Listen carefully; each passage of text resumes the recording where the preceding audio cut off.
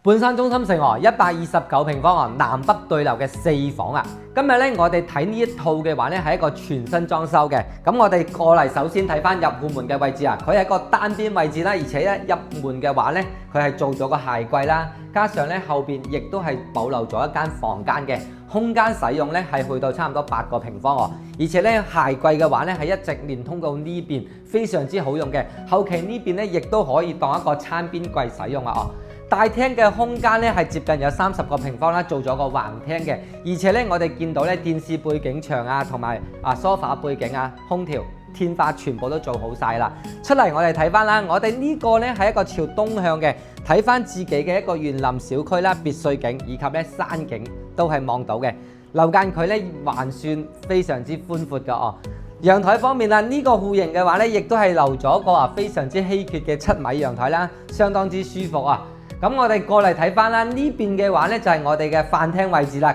更靚嘅一個景啊！望翻出去嘅景觀咧係一個完全冇遮擋嘅遠景嘅話咧，望晒我哋成個三鄉嘅呢個景觀啦，以及山景非常之靚。雖然今日有少少陰天啊，但係景觀咧都非常之唔錯嘅。廚房方面啊，咁佢係仲帶咗一個生活露台嘅哦。咁我哋仲見到啦，呢間屋嘅話咧，基本上全屋嘅一個護牆板咧，亦都係做好晒㗎啦哦。過嚟呢邊嘅話咧，首先我哋睇睇啦，第一個衛生間嘅話咧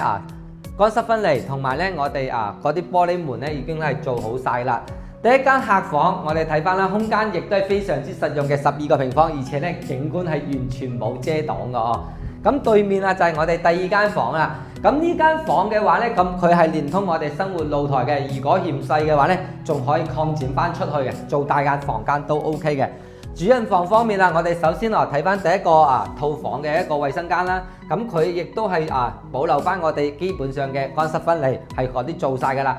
主人房嘅空間咧係接近有28個平方啊，轉角位亦都係完全利用晒，非常之寬闊，而且咧景觀方面咧亦都係望翻晒我哋嘅園林景啦、別墅景，相當之靚嘅。咁呢一套全新裝修嘅一個129平方嘅一個4房咧，南北對流，算係非常之稀缺嘅啦。而且咧呢一套嘅話咧，仲係一日都未入住過嘅，全屋嘅感覺咧，雖然顏色配搭咧係深咗少少，但係咧感覺上亦都係非常之時尚嘅呢一套房啊。總價嘅話咧先係108萬，如果你睇得啱嘅話咧，總價仲係可以傾嘅。如果你對呢套房感興趣嘅話咧，歡迎聯繫我過嚟現場實地睇樓嘅。